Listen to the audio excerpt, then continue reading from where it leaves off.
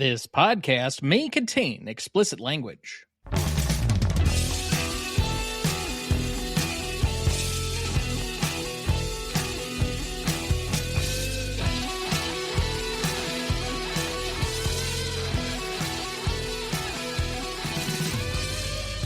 Welcome to the Greatest Movie of All Time podcast, the show that uses a unique grading style to redefine what the greatest movies are. I'm Tom Duncan. And I'm Dana Duncan.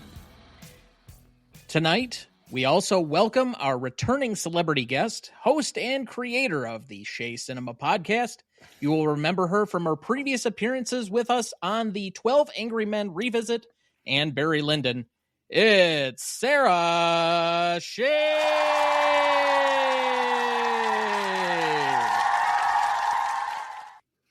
Thank you so much, gentlemen, for having me back and putting up with my costume shenanigans.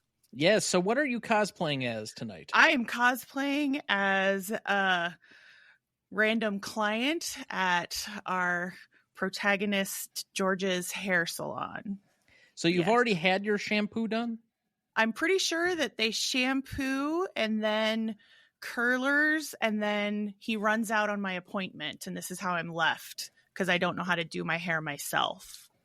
I see. Yeah. Okay. Understood. This is actually the first time that you're involved on the show by yourself. True. Without another guest. I know. It's kind of scary. Ooh. Yeah. It's a lot of pressure. Rowboat without a paddle. Yeah. Lost dinghy at sea. Oh boy. Just keep going. But tonight, for our 248th episode, we discuss Shampoo from 1975, celebrating its 50th anniversary this week. Directed by Hal Ashby, written by Warren Beatty and Robert Towne, music by Paul Simon, starring Warren Beatty as George Roundy, Julie Christie as Jackie Shawn, Goldie Hawn as Jill Haynes, Lee Grant as Felicia Karp, Jack Warden as Lester Karp, Tony Bill as Johnny Pope, Jay Robinson as Norman, George Firth as Mr. Pettis, Randy Shear as Dennis Lally, Susanna Moore as Gloria, Carrie Fisher as Lorna Karp. Background for the movie: Shampoo was released on February 11th, 1975. It was met with mixed critical results, but was an audience hit, making $60 million internationally on a $4 million budget, and finishing number 3 at the box office for 1975. The film was nominated for 4 Academy Awards for Best Supporting Actor for Jack Warden, Original Screenplay for Towne and Beatty, and Art Direction, while winning for Best Supporting Actress for Lee Grant. In 2000, Shampoo made AFI's 100 Years, 100 Laughs at number 47. Shampoo currently holds a 73% among critics on Rotten Tomatoes, a 65 score on Metacritic, and a 3.4 out of 5 on Letterboxd. So as we begin each week, Dad, what is your relationship to this film? It's about 1977. I convinced my dad to get HBO home box office at the house. And this was one of the feature films in the guide and ran several times. So I think I watched it 2 or 3 times that month. So this is the third and a half Beatty film that I've seen. I've seen Bonnie and Clyde multiple times. For the life of me, I'm not sure why. I've seen The Parallax View, which I enjoyed. I will say, Alan J. Pakula saves Warren Beatty from himself a little bit for that one movie. And I watched about, I think, the first hour of Reds, and for whatever reason, never went back to it. Because it's boring. Now, one of Warren Beatty's best films is Heaven Can Wait. I have not seen that. And that's also a remake, so.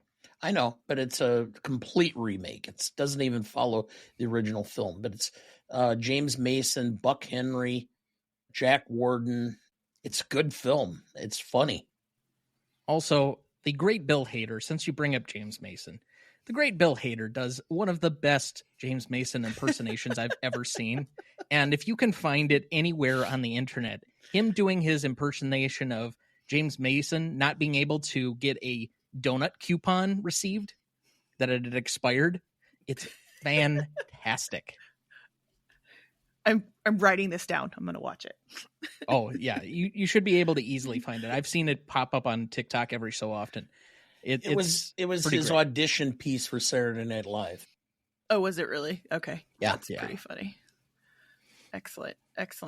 Yeah, for me, I saw this movie 25 years ago or so in college.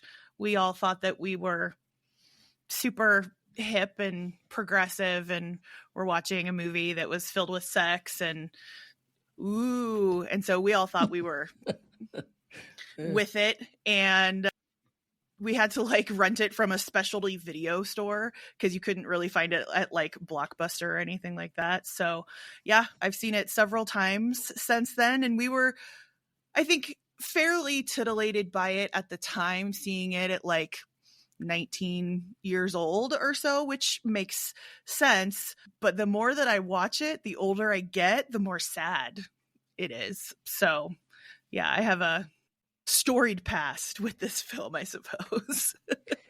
So Warren Beatty is allegedly 34 in this movie. I don't think that quite computes, but even so, let's go and take it at face value. That is the current age that I am. And I would not recommend anybody watching this until they're probably about 30 in order to truly understand anything about what we're going to answer for our second question. What is this movie about? Because I have to believe that, similar to the song Desperado, the movie's all about stop fucking around, quite literally, and figure out what you actually want from your life. Yeah, I think this movie, to me, watching it right now, having just rewatched it again and being in my mid-40s, it's pretty much about Arrested Development, right? Beatty's character has not grown up. I think he's actually something like 38 years old or so when this is filmed. And so he's trying to play even a little bit younger. And is he just writing a movie about himself? That's kind of what it feels like to me. I'm sitting there going, what are the deeper themes? And I don't know if I can actually give him enough credit for really thinking about a deeper theme other than here's a movie that I can write, which is titillating, and I get to get laid. And he almost gets there at the end, almost. But I don't think it's that deep. The ending to me feels unearned. Yeah. I feel it's the ending to a different movie that they had set out to write and didn't end up leading up to. Yeah. Maybe the last like 20 minutes tangentially has to do with the events occurring earlier in the movie, but I don't see how it leads to that point and feels like it's a natural conclusion for everything else that's been happening. In terms of where Warren Beatty's character ends up or where the other characters end up, or the whole thing? Yes. Okay. Yeah. I've said all along that every person has an epiphany. It's a moment where they decide to take control of their life. Some people, it's, when they're 46. Some people, it's when they're 22. I think mine was when I was 12. It's when you can stand up or when you understand that what your parents may say to you is not always the most intelligent thing. My moments of clarity usually come post-coital, and it's really annoyed most of my partners. Yeah, post-nut clarity, that's a thing. And yeah. George literally does not have it ever. He orgasms so much, he should be in an extreme state of zen and have his life together, right? Sexvana. Yeah. Well, I mean, you got to stay hydrated to have that much sex. And I certainly didn't see that. Or in good shape. I mean, with that much thrusting, he's got to have some great abs. I guess. But, no. I mean, it's just kind of like he's kind of bumbling, fucking screwing away his life. And then, like, in the last 20 minutes, he comes to some sudden epiphany that maybe this is meaningless. And then all of a sudden, it's supposed to change. And who he attaches to is a mistress who's basically just looking to get the money from the guy she's with, and then wonders why she left. But do you think that he actually has an epiphany, or he's just saying what he thinks that they want him to say? Because when he has that conversation with Jill right before that, he doesn't apologize, right? So then I don't even know if he actually has an epiphany. The only way that the ending makes sense is if George feels his way of life slipping away and he doesn't want to be alone. Right. Yeah, I know that guy. I mean, because to me, that would actually be a sensible ending. It would fit with his entire character and modus operandi throughout the course of the film. But to me, the way it's presented is that he has this moment of clarity leading to him making his own proposal and then accepting the ramifications of him fucking around for a decade or more. Can you really believe that Lee Grant's now got half of Lester's money and she's going to be open? I mean, you're going to tell me he's not going to go back to that? Well, until she talks to her daughter. Her daughter hates her, though, remember? That's true. But then she would try and ruin the potential relationship between the two of them. What relationship? We're not talking about dating. We're talking about fucking. That's true. You don't think that Carrie Fisher's character would just be all in on it, and George, Warren Beatty, gets to have sex with a mom and a daughter at the same time while they're both trying to screw each other over? I think it would be one of the weirdest thruples I've seen on film. 100%. Do you think these characters have any sort of moral compass that would steer them in an appropriate direction? Before we move on, please define the term thruple.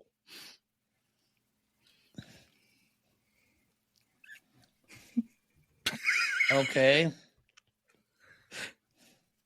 It's 3 different flavors of Ripple ice cream. Well, that's not nearly as bad as I thought it could have been.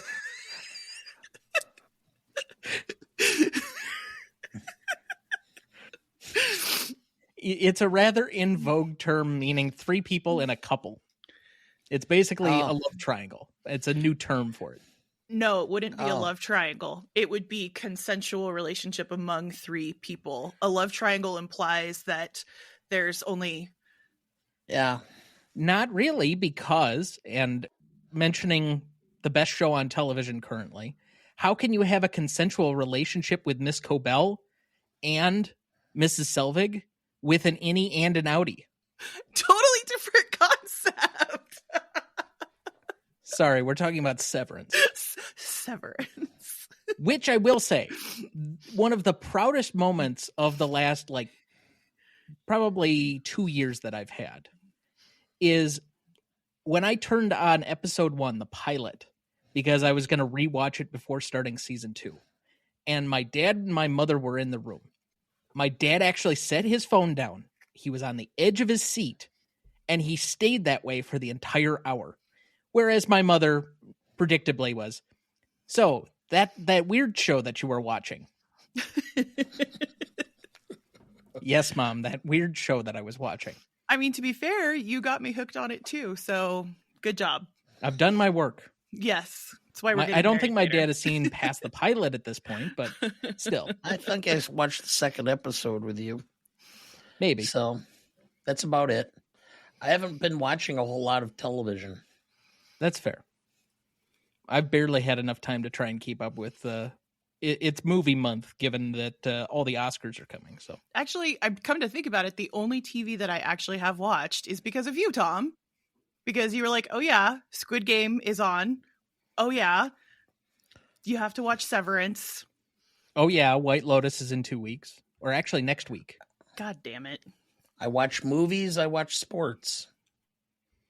Just focus on 1934. I said I would limit my recommendations until such time as you'd done your full prep work. It is only a few days away.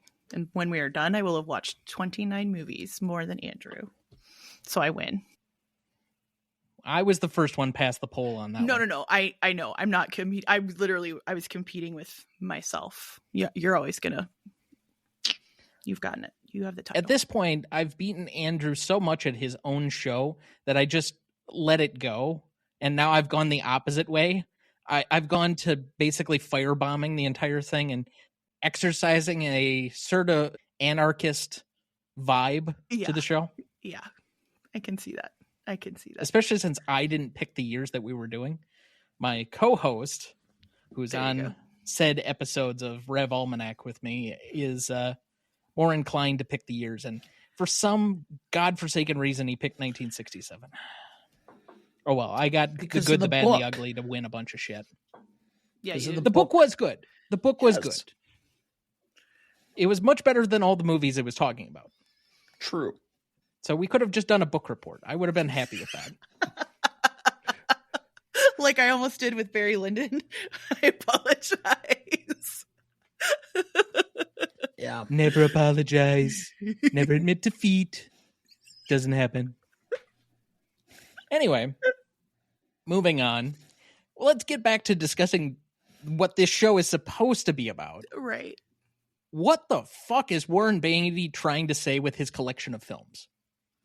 We have Bonnie and Clyde, Parallax View, Shampoo, and Reds. His films are more about who he's living with at the moment than anything else, because every time he's done a major film, he's got a new girlfriend. He's with Diane Keaton for Reds. He's with, and I'm trying to remember who was the love interest in... But he starts writing this movie while he's working on Bonnie and Clyde because Robert Towne came in and helped with the script on Bonnie and Clyde. Okay. And so they started that relationship, and they've been developing this movie for 8 years. So it's not like it's completely out of the blue. But during that entire period, I want to say he was dating Julie Christie. On again, off again, on again, off again, on again, off again. So my favorite Warren Beatty film is not one that he wrote. It's Dick Tracy, but I do believe he was in a relationship with Madonna at the time that movie came out as well. And so, yeah, I think honestly, excuse me for being crass, I think he writes his movies and picks his movies with his penis. It is literally whatever's he thinks is gonna make him look the best and come off as like this sort of virile, irresistible man. I think too, if we want to be a little bit, again, I don't want to give him too much credit, I think he's a little bit of a nihilist. I just don't think that he cares about anything. His films seem to be really dismal, quite honestly. Yeah, the term awards bait or Oscar bait started with Reds. It was Warren Beatty trying to prove he was a real filmmaker. And he so overdid it. And Diane Keaton was in that, I believe, if I remember correctly. And it kind of tanked. It got nominated. I mean, I remember watching it and going, this could have been good. It's just boring. Well, for an allegedly major Hollywood star, he really doesn't have that many movies and not that many that are like well-known. In fact, one of his more well-known movies might be one that you have publicly defended before, Dad, Ishtar. Yep. I liked Ishtar. I thought it was hilarious. I saw it at the theater. Goodness. Okay. But I just, he's a bit of an enigma in this way. I want to say there's always some type of political stance to everything that he's doing, but he built his career out of popping off early in a movie in the early 60s, somehow translating it after almost being run out of town into Bonnie and Clyde being kind of this unusual success, and then being the counterculture leader, allegedly, with doing some of these other kind of against the grain movies like this or like Parallax View. He is to movies what Kirk Gibson was to baseball. This guy who everybody ranted and raved about what a great player he was. And when you look at his statistics, he hit a home run in the World Series with a bad back. And the rest of the time, he was mediocre. And that's Warren Beatty. Everybody rants and raves about this guy, and he is nothing special. I have to agree. I think he has just enough talent to like get in the door, but there's not a whole lot that goes on after that. Is it just that he's good looking? I don't even think he's that good looking. And I don't know. Yeah. You can always count on an A's fan to pile on the Kirk Gibson hate. Yes, that is correct. And somewhere in a Home Depot, Kieran's ears are perking up. Hi, Kieran. He's probably in the chains and whips aisle at Home Depot. Okay. It's the same aisle. Aisle 7 okay, at Home because Depot. you brought this up, all right? I'm just going to do this unprompted for the sake of everything. Andrew wanted to submit a Stealth 88 question. Okay. It's not so stealth anymore, but Okay. what is your most awkward or embarrassing sex story? I'm not sure I want to hear this. Oh, I can tell it. Hi, Andrew. Are you going to let that pitch go? You really want it? No, not necessarily, but it is content. So let's just say this. Your sister, older sister, came into our bedroom one night and was going, I can't sleep. I hear ghosts.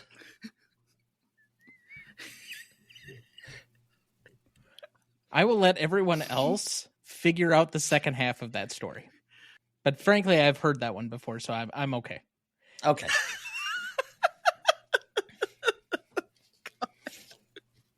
At least it's not the kangaroo story. Anyway, moving on. Dad, do you have our plot summary ready for us? Oh, I do. Shampoo is a sharp, bittersweet satire wrapped in the glitzy excess of the late 1960s Beverly Hills. The film follows George Roundy, Beatty, a womanizing hairdresser whose ambition is undercut by his inability to resist the charms of his wealthy clientele. On the eve of the 1968 presidential election, George juggles a tangled web of lovers, including his current girlfriend, Goldie Hawn, his wealthy benefactor's wife, Lee Grant, and his ex, Julie Christie, all while trying to secure financial backing for his own salon. Shampoo disguises its sharp political and social critique under a surface of sexual farce, letting the character's selfishness mirror the broader moral drift of the era. The film's humor is sly but never mean-spirited. Its direction, full of casual elegance, ensures that even the most ridiculous moments feel authentic. By the film's melancholic finale, Shampoo reveals itself as more than just a sex comedy. It's a lament for lost opportunities, both personal and political. Thank you. I'll be honest, the Did You Know section for this was really slim pickings, so we're going to have to deal with what we've got here. But I hope these are worth it. Did you know the lead character was based on actual hairdressers Jay Sebring and John Peters? Did you know? Lovers off and on since 1967, Warren Beatty and Julie Christie broke up for good during the making of this movie. They remained friends and later worked together in Heaven Can Wait. Did you know? Lee Grant claimed in her 2014 autobiography that everyone knew Goldie Hawn and Warren Beatty were sleeping together, even though he was still involved with Julie Christie. And finally, did you know? Carrie Fisher said she was cast in the role, her film debut, mainly through family connections. She said when Warren Beatty ran lines with her, he did it whilst eating. She said the whole thing for her was a lark. She also admitted years later in an article she wrote for Rolling Stone magazine that star Beatty unsuccessfully propositioned her. According to Carrie Fisher, Warren Beatty had final say over her tennis outfit costume, including deciding if she would wear a bra underneath or not. And with that, we will take our first break, and we will be right back. Hey, movie lovers, this is Kyle, host and producer of the Movie Wars podcast. We're not just a movie review podcast. There's plenty of those. On Movie Wars, a panel of stand-up comedians blends humor with deep film analysis using their unique war card system to grade movies across key categories. Each episode delivers thoughtful insights and spirited debate, offering a fresh comedic take on film analysis. New episodes drop every Thursday on all podcasting platforms and YouTube. Deeply researched, gut-wrenchingly funny, you'll love Movie Wars. Before we jump back into the episode, next week we welcome back our most frequent guest, Christine Duncan, to discuss an 80s classic and one of Dad's favorites, The Breakfast Club from 1985. Written and directed by John Hughes, music by Keith Forsey, starring Emilio Estevez, Molly Ringwald, Anthony Michael Hall, Ali Sheedy, and Judd Nelson. You won't want to miss that one, so watch ahead of the show by searching the Real Good app to find where it's streaming for you. That's REELGOOD. Dad, are you looking forward to that one? Oh, tremendously. Yes, your John Hughes hate shall cometh out. It's okay. It's okay to hate John Hughes. He actually stole people's screenplays and took credit for them and things like that. So it's all good. Yeah. Sure, that's why my dad hates him. No, I hate him because he's just, everything's a stereotype, and it's always people that that are central to his themes that I hate. Yeah, I get that. Yeah, he despises people like Ferris Bueller. Okay, sure. Even if you, as you've said, I was kind of like Ferris Bueller. That is correct. There are worse people to be like.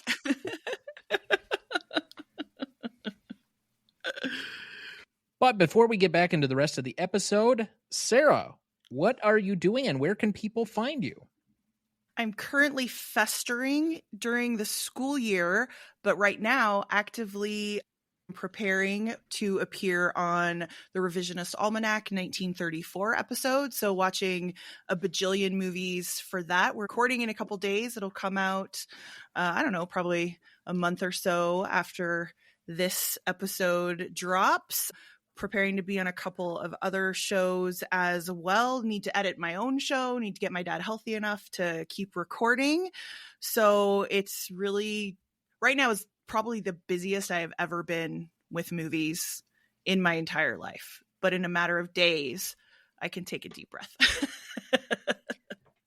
I'm not nearly as busy with movies, but I'm busier than I was last year when I watched every nominee for the Oscars. That was quite an accomplishment, and I don't think I really need to feel like I need to do that again. Because while some people, even on this podcast, might make sure that I watch Nosferatu, my need to watch Nosferatu is zero. Oh, but it's so good. I mean, Think of who I am. You know that's not in my wheelhouse. But if you can handle the substance, you can handle Nosferatu. What was the one where it was General Pinochet and he was a vampire last year? I mean, it was great cinematography, but it was such a weird fucking movie. I don't think it's on that level. It's not that weird. Okay, weird. I have yet to watch a Robert Eggers film, so this is potentially an experience. But anyway. I think actually probably Nosferatu is the most accessible Eggers film. Probably. Like, you wouldn't want to start with The Lighthouse, for example. That would not be a good way to go. Yeah, probably not, from what I've heard. Anyway, we do have one listener question, and since it has to do with last week's episode, I will ask it here. Dad, this question comes from somebody at Rev Almanac, who asks, can you name all the different kinds of pasta you know in a Bubba Gump style? Rigatoni, cavatini, linguine, spaghetti, lasagna, capatini, acine de pipi. I'm trying to think of theirs. You've missed linguine, fettuccine. I did say linguine. Angel hair, mostaccioli, bow tie, penne, I think bow tie is called farfalle. Okay, well, it says bow tie on the box. That's what I'm going with. Ravioli? That's true. I make ravioli. Yes, I know. It's quite good, actually. Yes, you make it with feta and lemon butter sauce. No, it's pumpkin. I thought it was a cheese, but okay. Nope, we use pumpkin and with a burnt butter sauce. It's really good. All right. Thank you to @RevAlmanac, whoever you may be. Excuse me, since I have a teacher on whomever you may be. Thank you. But let's get back into the movie. We left off at best performance. Dad, who did you have down? I have Jack Warden. First of all, because I just love Jack Warden. I've loved Jack Warden from almost every film he's been in, from 12 Angry Men through all the years. I mean, he's just been a great character actor, and I was glad that he was able to get some recognition for this performance. And to me, I'm sure they didn't pick the name Carp for no reason. Being a bottom feeder, businessman, slime type. But Jack Warden played it brilliantly, and so he's my best performance. I am my father's son, and I picked him for most charismatic as a result of that. But my best performance goes to Warren Beatty by default. And that's just because he had the most to do with the movie. And I think he should own this film. I couldn't give it to him for a very reason. I couldn't give it to him either. I'm going to go out on a limb and say best performance is actually Goldie Hawn, because she's the only character in the entire movie that I actually like. And she's doing her own thing. I thought about giving her most charismatic. We'll get into that in just a second. But she, to me, is the best thing about the entire film. She steals every scene that she is in. And I think she was written to be an idiot, and she manages to not be just an idiot and like her laugh-in personality. I loved every moment that she was on screen. So Goldie Hawn, best performance. See, I went with my best secondary performance as Lee Grant. I thought she was the best of the female characters, to be quite honest. I thought she was the most layered, the one who probably put forward the most range of any of them. I don't know. I thought she was better. Hard disagree. In fact, we can talk about it later. We can talk about it now. I do not think she deserved an Academy Award for her performance at all. You said she was layered. I thought she was completely one note the whole time, and she bored me. And I just kept saying, is that really Lee Grant? I've seen her do better performance in Omen 2. Okay. This is not it. I made Dana actually laugh. Yes. That's a film I haven't thought about in a long time. Okay. She was so boring. This is not Academy Award level performance at all. Compared to the rest of the film, it looked like it. No, Goldie Hawn was right there. Goldie Hawn was right there. I'm sorry. I found Goldie Hawn to just be constantly hysterical, and she was grating, if you ask me. Did we watch the same movie? I mean, I know we all hated it, but whereas I thought the best individual monologue given to any of the characters was Lee Grant's speech to Lester while they're at that dinner. Agree to disagree. I thought she was boring. I am not on the 1975 version of the Revisionist Almanac, so I have no idea who else was up for that particular year, but I guess I don't have any this year, direct disagreement with Lee Grant winning Best Supporting Actress. However, I don't think that she will be anyone's personal vote, likely. I know she won't be Andrew's because he's very anti-shampoo. That's why his hair is always so oily. But he gets a lot of sleep, so he's the prettiest of all of us. It's okay. All right. Well, we're going to agree to disagree on Lee Grant. Terrible, terrible performance. Okay, fine. Who did you have as your best secondary? So I kind of vacillated on this. I thought I was going to give it to Jack Warden, but I'm going to give him most charismatic. So best secondary performance, again, there's not a lot to like in this movie. Sorry, not sorry. I'm giving it to Carrie Fisher. She's in the movie for 5 minutes, and her scene is funny and awkward, and it's clearly she's talking about her own mother, Debbie Reynolds, the entire time. And I enjoyed it, and that scene stuck out to me. And so she's not the most charismatic, but I thought she was really good. So I was like, yeah, Carrie Fisher, there you go. That's Space Mom. Love it. Yes, the best line of the entire movie that isn't who's the best blowjob giver in the entire world is wanna fuck. Yeah, wanna fuck. And then, oh boy. Well, anyway, Dad, secondary performance. I have Warren Beatty by default. I mean, he was in the film, so...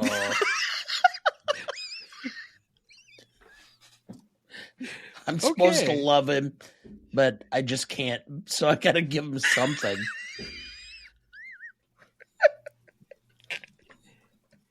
You didn't have to give him anything. But I have to. It's Warren Beatty. Again, I didn't give him anything. At least he didn't say La La Land. Anyway, we have 2 votes for Jack Warden for most charismatic, and you have already awarded him something else, Dad. So who did you have? For most charismatic, I have Goldie Hawn. Simply because it doesn't matter what she's in. I mean, I remember watching her on Laugh-In and thinking and laughing about what a bubblehead she was on the show. And then I watch her doing films, and actually there's a lot more to her and her acting than I originally thought. And so maybe it's still a surprise when I see her, and she actually seems like she can act, so that it makes her a little more charismatic because of that. But anyway, that's why. I agree. I can agree to that. Shocking. Utterly shocking. What, the guests agree with me? Yes.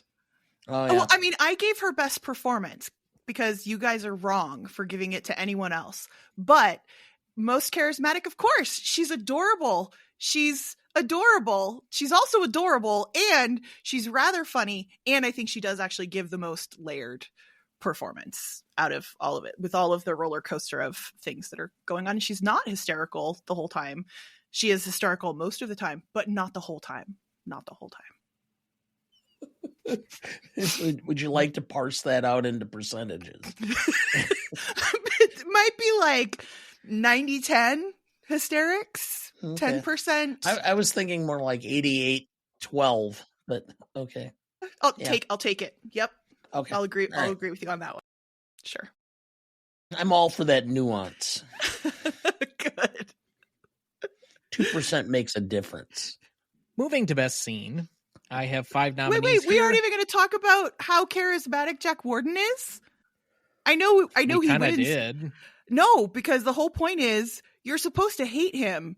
I, as a woman, am supposed to hate him. And I found myself completely charmed by him and going, why do I like this guy? Why am I rooting for him? Why am I like excited that he's going to get naked in the hot tub with these people? It's supposed to be awkward, but I'm like, aw. Okay, we can move on now. Yay, Jack Warden. Frankly, the only Jack Warden character I don't like is, juror number 6 or 7? Right. And but he did a great job. Well, yeah. Anyway, now we can move to best scene. Okay. Now that the show hath not been hijacked. I have 5 nominees here. Meeting with Lester, Election Night Dinner, After Party, Morning After, and Proposal and Acapulco. If you have to pick any one of these, because I have a feeling neither of you would nominate anything other than these 5 scenes. If you have to pick one as your best scene, what would it be?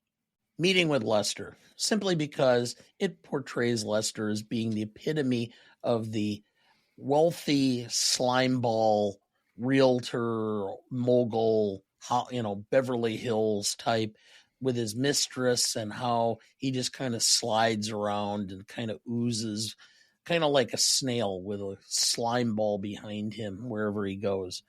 It's just perfect. It so sets up why this movie works to at least some extent. Personally, I would go with the dinner because it's so awkward, and it's probably the scene that moves me the most, if that makes sense, because there's like some actual emotionality behind it, partly due to the awkwardness. But a drunk Julie Christie declaring herself as basically the world's blowjob queen was the funniest part of the entire movie. No. The funniest part is, what the fuck was that senator like? What the fuck was that? I mean, really? Wow. Ugh. It's like anything that Ted Cruz is attending. I'll be completely honest. I forgot about that when thinking about Classicness, and I had already given it a pretty low score. So that might be an extra point down. But we have yet to get there. The funniest scene is clearly the very tense chase scene up the hill behind the house. I mean, that was high production. So is that your best scene? It was the most exciting. So I'm going to take that as a yes. I was like, is someone going to get hit by... They had to swerve out of the way of another car? And they went like 12 miles an hour? It was thrilling. It was like a chase scene in a parking garage.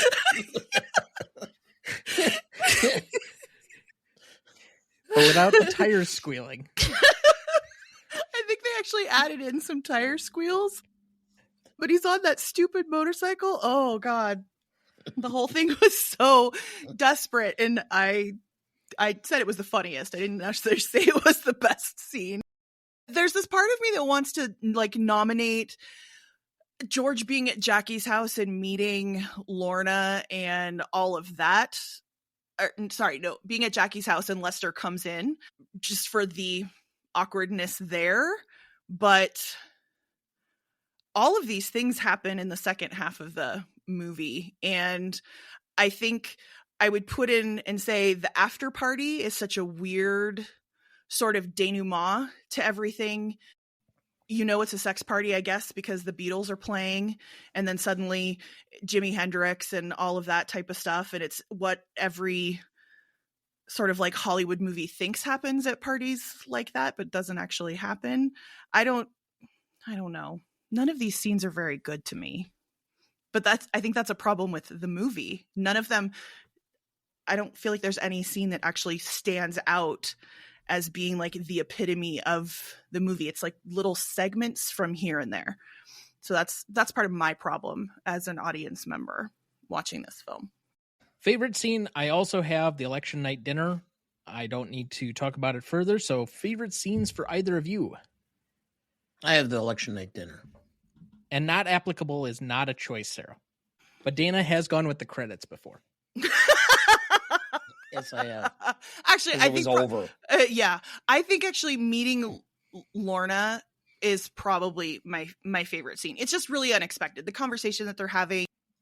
Are you queer? Like, have you ever made it with a guy? Have you ever made it with a girl? Want to fuck? It's a whole own separate thing. Are you making it with my mom? Right. And all of that type of stuff. That's probably my favorite scene, but I'm saying that in the most mild way possible. Most indelible moment, it's the ending. Okay. Because it doesn't fit. It has this weird car chase. It ends on such an emotionally sour note. Honey, oh honey. Yeah. Ugh. Any objections? No. Okay. So we can move from discussing the film specifically into the more generalized categories. But before we do, looks like a good spot for our second break. We will be right back.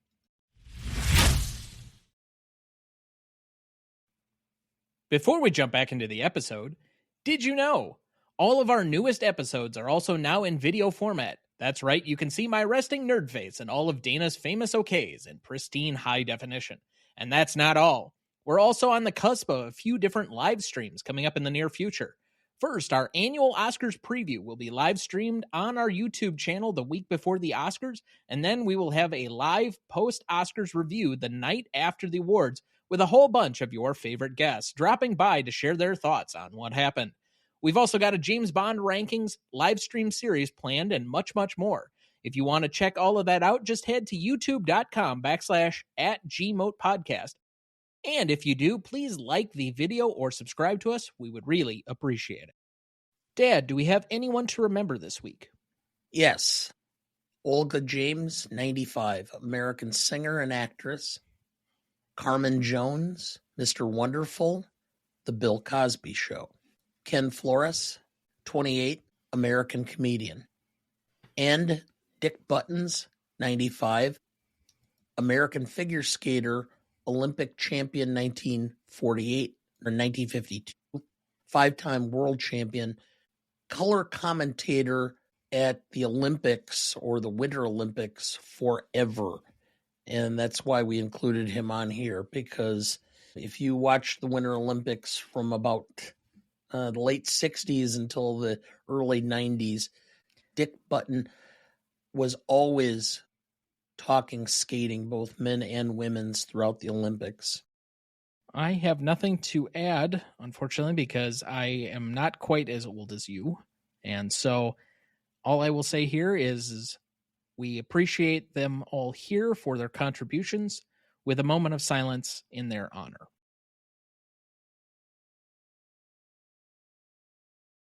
Thank you. All right, let's move to best funniest lines. Now, these can be a little bit ironic, so I'll start with the most ironic of all. George Roundy. Let's face it, I fucked them all. I mean, that's what I do. That's why I went to beauty school. I mean, they're always there, and I can't, I don't know what I'm apologizing for. So sometimes I fuck them. I go into that shop, and they're so great looking, and I do their hair, and they feel great, and they smell great.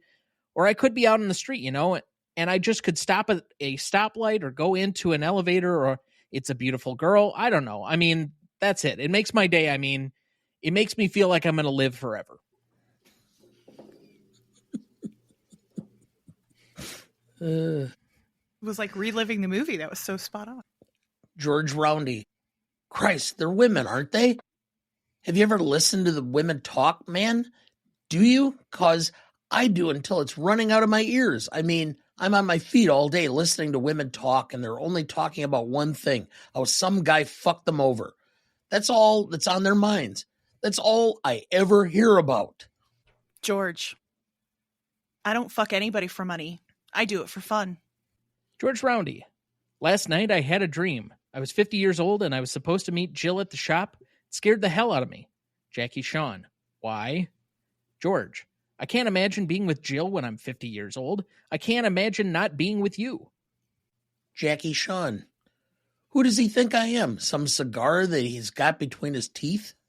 Jill, are you married? Johnny. Sometimes, but not at the moment. My last one. Lester.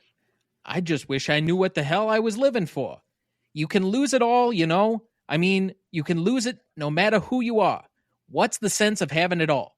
Market went down 10 points last week. Goddamn Lyndon Johnson.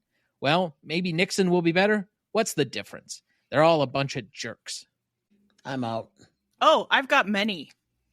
Uh-oh. Okay. All right. Masterpiece Theater. Here we go. All right. Let me see. This is a couple from Jill. It's all from the same exchange. Jill, the only way you're ever going to get money out of a bank is to rob one. Arguing. And then she says, you never stop moving, but you never go anywhere. Grow up. More from Jill. I don't want girls looking at me and knowing and me not knowing. It will help me if you tell me, because I'll know that you've lied to me all along, and I'll know that you're incapable of love, and that'll help me. And then George at the end. I don't trust anybody but you. And he probably says honey in there somewhere. There you go. You're welcome. Okay, Pooh Bear. Anyway. Okay. Let's go to the Stanley rubric. We'll start with legacy first on this one, as we always do. This is a category measuring the legacy of the film roughly 5 years after it initially came out. So 1980 to today. What is the legacy of this film? We divide the category 5 points and 5 points for a total of 10 between the industry and the general audience. Dad, would you like to go first or second? Oh, I'll go first. Industry. I don't think they really thought about this film much after it was released. It was on HBO. It ran through some of the cable networks and such for a while. So I'm going to at least give it a 2 for industry. For the public, no one thinks of this movie. I was going to give it a 1 until I asked at the office when they're informal, and we had 5 people who had actually seen it. And I couldn't believe it. So I have to go with a 1.5 because of that. Now, they were all over 40 or over 45, maybe even 50. But still.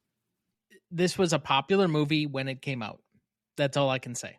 But it's kind of proving the point that they were all over 50, because you had to basically see this when it came out or very shortly thereafter in order to probably have seen the film, because nobody thinks about this. The industry has, for the most part, forgotten it, but I will give it a little bit of credit. Between this and the success of Parallax View and Heaven Can Wait, probably gave Beatty enough clout to get Reds made, because that movie took a lot to get made, even as much as we've picked on it already tonight. But other than that, came and went like a fart in the wind, and the audience pretty much went with it. I have a 2.5 on the industry, and I have a 1.5 on the audience. And I think I was a little generous. Yeah, you beat me. I have a 4 overall. Okay. So for me, for legacy for the industry, I'm going to give it a 2. I feel like that's very generous. And for audience, I'm giving it a 1. You know how I know about this movie? Because it has sex in it. And it, like, my friends in college, we were like, we want to watch movies with sex in it. And that's it. We should have just rented porn. It would have been more fun. We wanted to be titillated, and we were not titillated in the way that there are stag films more interesting than this film.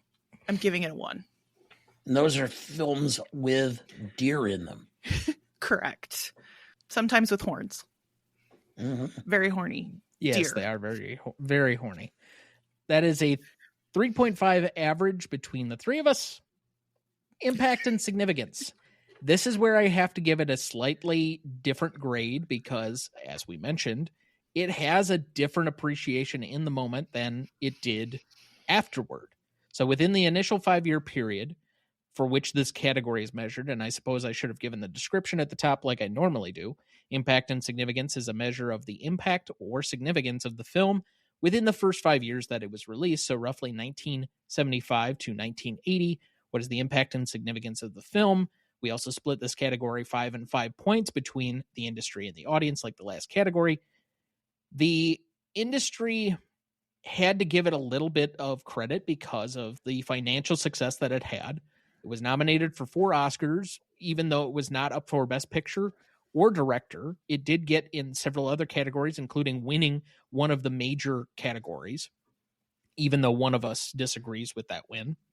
And I will say that, again, if you give a certain level of success to Beatty getting a project that nobody would fund off the ground, partly because this was the number 3 film of that year, despite the critics being somewhat mixed on this, I give it a 4 for the industry, and I give it a 4.5 for the audience for an 8.5. Well, let's just say that I'm not going to add anything to that because I have the exact same scoring. Shocking that we would do that yet again, as we do almost every week. But all right, so let's get the monkey wrench's opinion. Ooh. You're talking to your future wife, Tom. Hush your mouth. I would say, I mean, I don't necessarily fully disagree with you. This is the one where I knew, yeah, you got to concede some points here because it was so incredibly popular. So you know what? I'm going to go easy on you. And on this one, I'm just going to give it the same score because I don't care. Dan, would you like to help the math we're on real this one? motivated on this film. It's the curlers. She still has them in. So you know what? Here's the thing. What we should have done is we should have given most charismatic performance to Warren Beatty's hairdryer, right? Because that thing pulled off an amazing performance. Suddenly, everybody's hair is perfect. Wigs are in place. It's stunning. It's the only time I've thought of somebody overcompensating by having a hairdryer down their pants. Yeah. It was very phallic. It really was. There's actually a scene in the salon where he's blow drying a woman's hair. She's like leaning over and her head is down and she's literally in his crotch as he's blow dry. Okay. Since we mentioned stag films, I mean, and he does house calls and just showing up at the door for somebody. Did somebody call for a blowjob?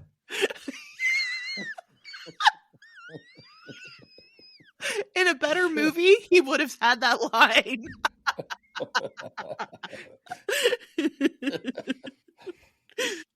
All right. That is an 8.5 average between the three of us. Damn it. It doesn't deserve it.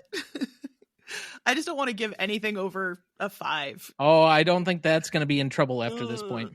Probably. All right, we go to novelty. This is a measure of the originality and the execution on said originality. We split this category between those two parts for a total of 10 points, 5 and 5 each. Sarah, would you like to start?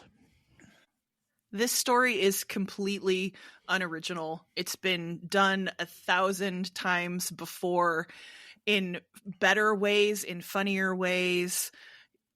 Love triangles, multiple people. It's better suited as a farce, which it never gets to that level. It's like a 1.5 for me in terms of originality. I just can't. I can't. I feel like a 5th grader wrote it. In terms of some interesting 5th graders. Okay, like 9th grader. You just about caught me in a spit take there. Yes. Like that close. Oh, dang. But you admitted to it, so we've got that. Yes. Admitting to it is better than getting my entire laptop wet. True. That's excellent. But then that would be in the perfect condition for Warren Beatty to write something on it.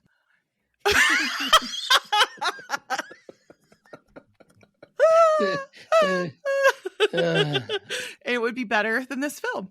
In terms of execution, there is nothing novel going on in terms of the execution. Everything is a standard shot. This is like filmmaking 101.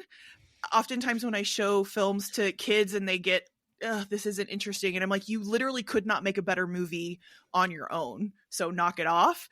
Any one of my students could make a movie using any of these same shots. So I'm giving this 1.5 for execution. In fact, I did make a better student film that is currently on YouTube, but Andrew's still looking for it. Yeah. I challenged him that he has to be able to find it on his own because you have to search YouTube to find it. Challenge accepted. He and I will join forces. We will form Megatron and we will. I might have the link. Oh, Dana, let's talk later. So that's a total of what? 3 for me for novelty. Okay. I find this to be a little bit more original, but not all that much. And I guess my points down for this is more in the execution where I have it at a 1, but I have a 3 for the originality. I just didn't think there were many sex positive dramedies by this point. I mean, there were enough like sex comedies, but this isn't exactly a sex comedy. And yes, there are plenty that are better done, but I think they're from a later era when we were more comfortable exploring this in a better way. That's not to say like the movie is good because of its unique qualities, but I don't think I can remember anything truly that is like this. And so I'll give it a generous 3, but I have a 1 on the execution. It's pretty dry. I think a couple of the actors did pretty well, but even Beatty's acting in this can't really save much of it.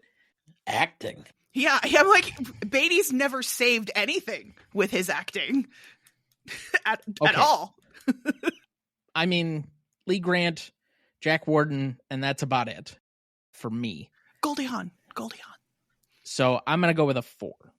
The originality, I'm going to go a little bit higher. I'm going to go with a 4 for originality.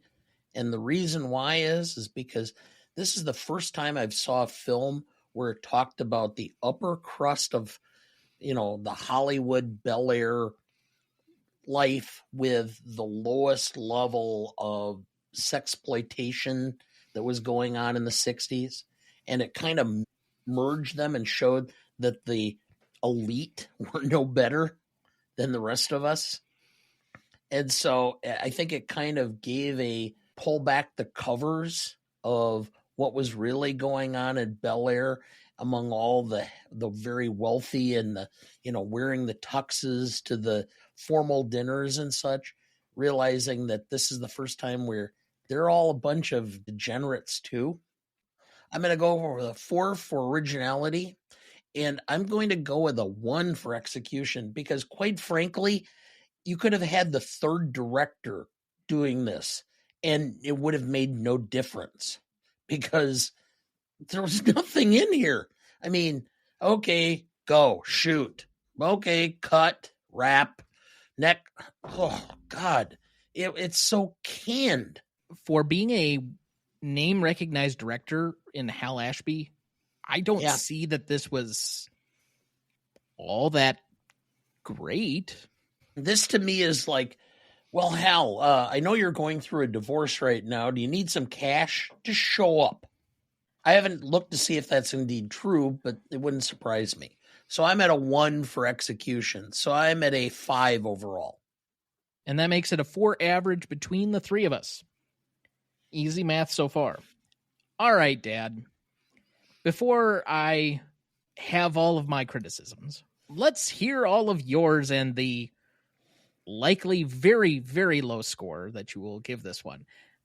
Let me see here. Which was the one that we gave a 2 a couple of weeks back that you said was possibly your lowest Classicness score to date? MASH. That's right. I think you gave MASH a 2. Does this come in underneath that? No, but damn close. The homophobic bent of this entire movie, the fact of the senator going, I mean, what the fuck? Is that supposed to be like a slam on Native Americans or what? I haven't figured it out. It's cultural appropriation. Yeah. The only reason that I come out a little higher is because at least the women in this film seem to be the only ones with any moral compass. At least know what they want and get it. I'm at a 3. All right. That seems reasonable. And the reason I say that it's reasonable was it was my score originally before I considered the cultural appropriation of the Native American thing that the senator's doing. I don't know if he's trying to be appreciative of diversity, but since apparently diversity causes plane crashes. Oh, I shouldn't laugh about that, but Yeah, anyway, let's just say that, first off, isn't Carrie Fisher supposed to be like under 18? Yeah. Bad look so far. All right. Even if she does proposition him, the fact that he'd be willing to do it is extremely dated. It's also grounded in a bygone era where the potency of the film and its themes, the deeper themes, have to do with Dick Nixon? Seriously? You have to be over 50 to even basically know anything about the Watergate era. Yeah. Most people my age are like, Watergate what? Now, if you want to talk Deflategate or Spygate or any of the other gates, then they'll get into shit with That you. gates? Sure. But I already had 3 off from our traditional 6. I'll give an extra half point down. I'm going to go with a 2.5. This movie is stuck in time. There is almost nothing that is relevant that can move forward. We don't function in this era anymore. Everything is the fact that it had to take place on election night in also the election of 1968. So it's not even commenting on like recent or current events. It's commenting on something from 7 years prior. Exactly. That most people don't have a political history appreciation for anyway. Right. So I think I was trying to think why did it have to be then? Couldn't it have been any election for any made up politician? But it had to be rooted in this real, to me, I think it's trying to be nostalgic for that era a little bit, like, ooh, things were better then, or we had more. I don't know. Everything about it just gives me, it creeps me out. And the homophobia alone is bad. The stuff with Carrie Fisher's character, she's technically 19, I think, when they were filming, which made me feel at least she's not actually underage, because there were plenty of films being made in that time where you had actual actresses who were underage being propositioned and all of that type of stuff. But he's at least 20 years older than her, even if she's not underage. And the whole, I hate this movie, guys. I hate it. It's not like Cimarron levels of hate, but like, I really dislike it. And there's nobody to like. The quickest way to stop talking about it is to give a score and move on. You're right. You're so right. I'm giving it a 2. Well, thank you yet again for easy math. That is a 2.5. Next time I'm going to give it like a 1.38. Just to piss All you right. I think this is going to be the most interesting of the categories so far. Rewatchability. Actually, so here I have a question just in general.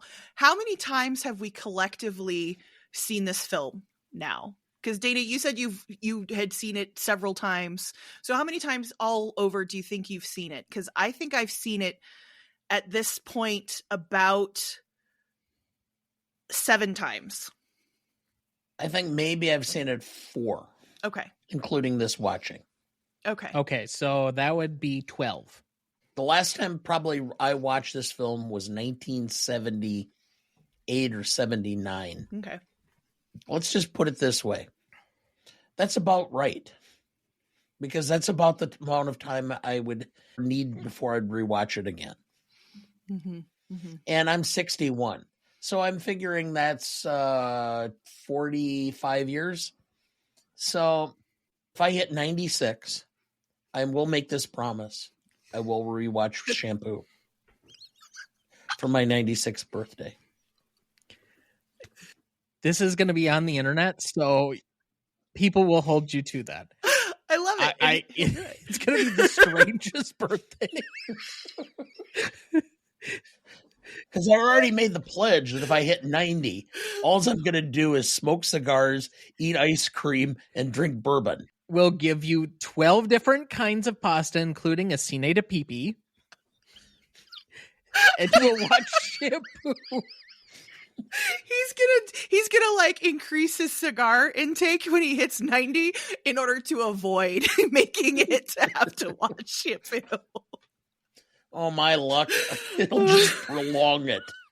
The thing is, but if he does hit 96, he's just going to be drooling all over himself, so he won't know what is actually going on, and it's more for the rest of us. So what you're saying is that he's not going to understand what's going on in the film anymore 40 or 30 some years later. Oh, no, It's gonna be his favorite movie all of a sudden. So what you're advocating for is 95 years and 364 days is to smother him with a pillow.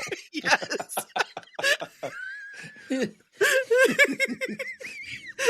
So that we don't have to watch it. Well, we didn't say we had to watch it, just that he would watch it. So walk out of the room and let him watch this trash. Oh, It's shampoo day. Everybody disappears. I am giving it a 1.5. I won't get off of I won't go and like search around the house for the remote if it's not handy to turn it off if it comes on. You just walk away. That's on a very subjective basis. I will say this from an objective perspective. It's a reasonable length. It's a 70s movie, which for a lot of people has some sway to it and some extra credence. It has some sex. It has some comedy a little bit, which make it a little bit more accessible. But I just don't see many people returning to this often. And that has been borne out over time as most people have either forgotten about it. And it's not like everybody's parents are introducing them to these kinds of films. So I'm going to go with a 2.5. If it were personal, it would be lower. Can you imagine me coming to you when you're like 17, 18 and going, oh, you have to watch Shampoo? Is that any different than you having me watch Revenge of the Nerds when I'm 10? Well, okay. Or when I'm 8, showing me Caddyshack and then trying to fast forward through the nudie parts? Those are the best parts. Caddyshack holds up. Well, Revenge of the Nerds. The worst nudie scene in Caddyshack, you couldn't even hit the skip button fast enough. You missed it because it happens like that. And you've tried and tried and tried and tried. Oh, God.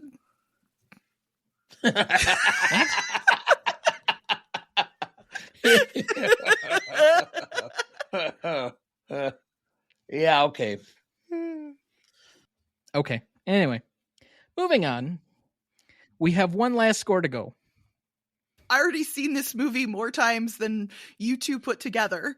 So I think as a novelty, I might say, hey guys, I was on this podcast talking about this movie. And if you want to laugh at what we're laughing at, maybe you should watch it. But I don't know if I want to watch it with anyone. 100 minutes of pain for 2 hours of laughing? I can think of some people right now that I want them to watch this movie so that I know what I'm talking about. But do I want to sit through it with them? Because I've already seen it 6 times and twice within the last few days. So honestly, the way we've described it, I don't know if they need to watch the film in order to appreciate this conversation. I mean, fair enough. What I'm trying to do is I'm trying to be a little more generous because I'm ashamed of how many times I've seen this film. So for you, it's rinse, repeat. Yeah, otherwise I'm going to be stuck with curlers in my hair forever. I'm going to give it like a 1.35. You're welcome. No. No, it's honestly, it's like a 1.5 for me in terms of rewatchability. Okay. There's no actual reason to rewatch it, but I've already watched it so many times. I have to give a little bit. I would give it a 1, but I've already suffered for the art. So the way it's been going, Tom, if we can find it in a Blu-ray or DVD bin someplace for $1, you better pick it up because I don't think it'll be available when I'm 96. He's going to last to 96 just to spite you now. Yeah. Okay. Well, this has certainly been an interesting evening. For audience score on this one, they apparently liked it only slightly more than we did. It was 70% on Google and 56% on Rotten Tomatoes for a 6.3. So, to repeat the categories here, and I suppose I forgot to say that rewatchability was a 1.83 average between the three of us. Oh, God. That was a 3.5 for Legacy, an 8.5 for impact and significance, a 4 for novelty, a 2.5 for classicness, a 1.83 for rewatchability, a 6.3 for audience score, giving us a final total of 26.63 and placing it third to last on the list. Yes. It is only the fourth movie to break the 20s barrier. It places just behind Victory and only slightly ahead of The Greatest Show on Earth.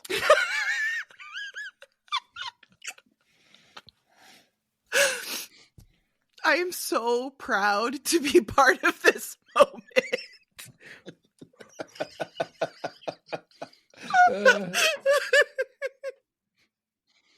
Oh my gosh.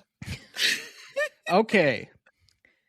If you disagreed with any of our scoring, well, screw you. Why are you watching this movie and scoring it? We did this for you so you didn't have to. Right. I did it 6 times. This is the equivalent of jumping on a grenade. It's cinemasochism at its finest. Let's move to remaining questions. We'll fire through these so quickly. The first one is a bit rhetorical. Why so much focus on Richard Nixon here? Because it showed the decay of the upper class. It was supposed to be a metaphor to show Nixon being corrupt and nasty, profane, etc. And, this idea that it was only the hippies of the time that were like that. And the upper crust were the same. They just hid it. It's kind of like now. All right. Would Jackie have been happier with Lester or George? Really? Mm-hmm. She's such a gold digger. What difference? Well, because she's a gold digger, she's not going to be happy with George. They already broke up. And so, in fact, the only reason George happens to see her again, like, on accident, right? They were already off on their separate ways. The only reason this movie happens is because he accidentally sees her and then he's like, oh, feelings, I guess. He has nothing to offer her. Feelings. Nothing more than feelings. Yeah. So he has nothing to offer her. And apparently he's not that good in bed, right? Because she's not sticking around. They already broke up once, and sexual compatibility is literally not enough to base a relationship on. There is no way she would have been happy with George. She still would have had a Lester on the side. Who's to say she didn't have a Lester or literally Lester on the side anyway when she was with George to begin with? I'm sorry, I vehemently disagree. There are relationships that are purely based on sexual compatibility. They're not healthy. I understand. That's what I'm saying. It doesn't create happiness. So the question was, who she's going to be happier with? She's going to be happier with Lester because her bills are going to be paid and he likes her and she likes him. And she's going to, if she stays with George, she's going to end up with a Lester anyway. The ultimate aphrodisiac is a fat wallet. I don't know. It can make the ugliest guy look really good. I said the sexiest thing I've ever said probably in my life is I can fold a fitted sheet. I mean, it's true. It gets me hot. But trust me, I've been married to George. There's no. You married Warren Beatty? Yeah. I actually might have been happier with actual Warren Beatty making this trash movie. But his character, here's the thing. George isn't going to be happy with Jackie either. He's asking her to marry him because I got caught and Jill is leaving me. That's it. He doesn't want to be alone, which I think one of us mentioned that. One of you two mentioned that already. So no, Jackie is doing exactly what Jackie should do.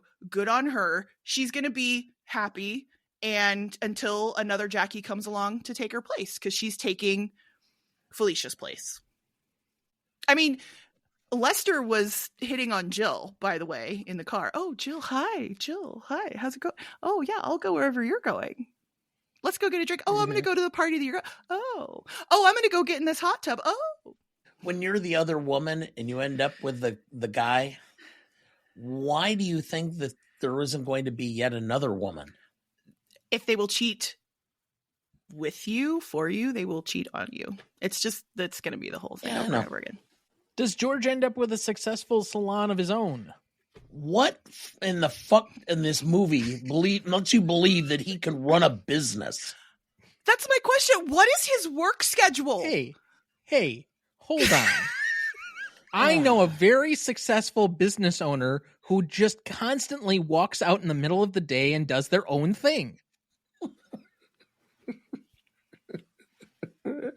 Oh God, I can't comment. What are the great entrepreneurs that I know?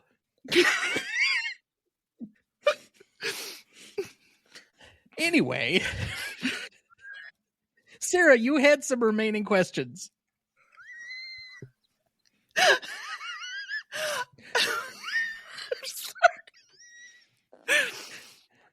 Well, but my question was based on, okay, so one of them was based off of how could he possibly be successful even up to this point?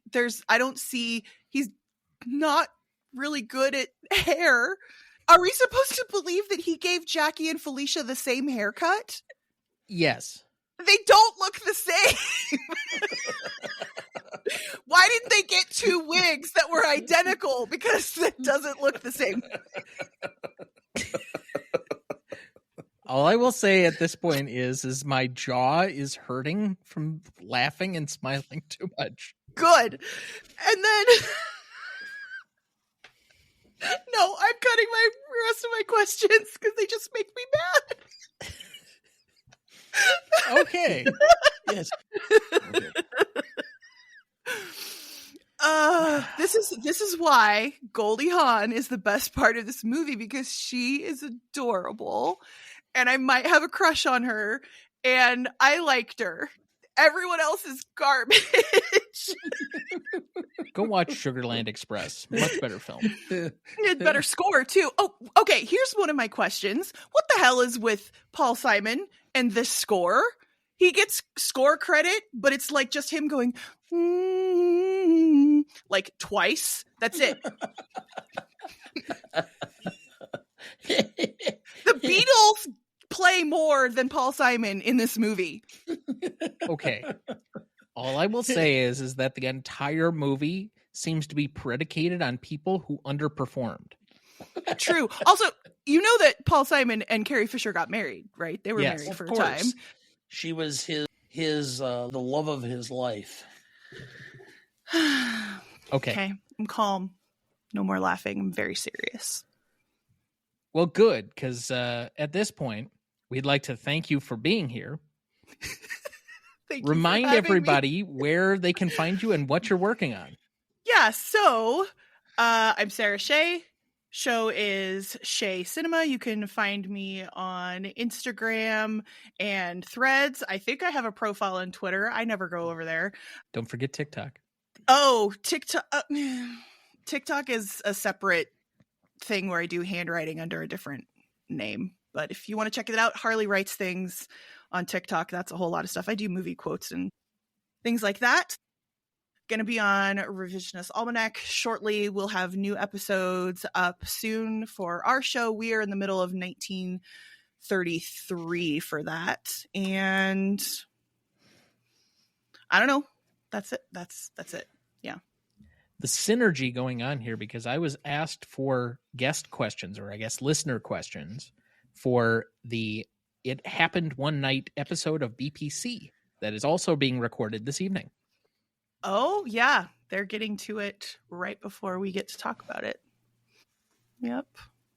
So some synergy. Although that is a film that we discussed roughly around this time last year. Yeah, well, the great thing about all the prep for 1934, it literally prepares me for our 7th season, which is the 1934 Academy Awards. So it's like I did front end cramming for future work, which is great. Well, thank you again for being on with us, but Final thoughts for the week, Dad? I'm trying to get through as many of the best Academy Award nominees. I will say a couple weeks ago, if I had not mentioned it, I did enjoy Complete Unknown. I thought it was a very well done movie. I did happen to see on streaming The Apprentice and thought Jeremy Strong was absolutely mesmerizing as Roy Cohn. Somebody old enough to remember Roy Cohn, he had him down. Thought his performance was extremely strong. So looking forward to it, and I guess that's about all. Yeah, I caught A Complete Unknown over the weekend. I've gotten in Nora. I got in The Substance, regretfully. I got in... I liked it. Most of Nickel Boys. But I'm going to save most of that discussion for our Oscars preview, which we do have an official date for that. That is going to be the 23rd of February. That's going to be a live stream on our YouTube channel. We'll upload the live stream after the fact to the audio channel. But if you want to catch it live, it's going to be at 6 p.m. on Sunday night that week.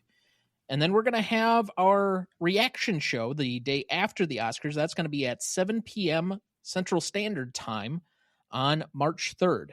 I have to watch the Oscars likely from a bus on the way back from Cleveland. No, it won't be Central Standard Time. It will be Central Daylight Time. Okay. Is Daylight Savings Time coming up? First Saturday of March. Oh, great. Yet again, they put a residency weekend for law school on the date at where the clocks turn. Fantastic. Spring forward. Great planning, guys. Anyway, so I'm going to save the conversation for that. But as I've gotten at least the two people, and we talked about it briefly before, both of the people that share this podcast space with me right now, into Severance, the last episode, episode 3 that just came out. I love Eminence Front as a song. What a glorious use of Eminence Front to end an episode. Yes, agreed. And Agreed. I can't wait for what everybody is already saying is the best episode of the show so far, which will be out tomorrow. Tomorrow, and tomorrow, and tomorrow. So, if you are not yet watching this show, and I understand fully if you do not have Apple TV Plus, but if you have an iPhone or whatever else and got like a free gift for it and you're just not using it, do yourself a favor.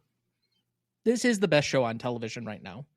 Arguably, it's between three things. It is between Shogun, Industry, and Severance. But those are the three best, and I would accept an argument for any one of those three. But outside of that, I don't know what you're doing.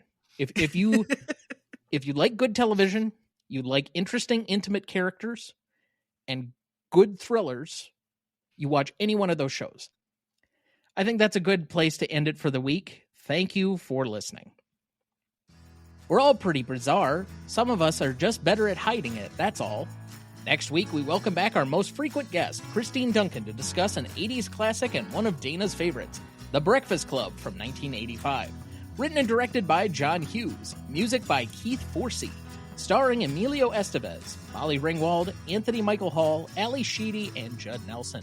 You won't want to miss that one, so watch ahead of the show by searching the Real Good app to find where it's streaming for you. That's REELGOOD. Please like, follow, rate, and review, or whatever on whichever platform you have so that more can join in on our fun. You can also email the show at RonnieDuncanStudios.com or at greatestalltimemoviepodcast@gmail.com, or find us on YouTube, Instagram, Twitter, Letterboxd, or TikTok at the handle @GModePodcast. The Greatest Movie of All Time is a production of Ronnie Duncan Studios. Our show is mixed, edited, and written by Thomas Duncan. Our music is thanks to Purple Planet Music. Our technical provider and distributor is Captivate FM.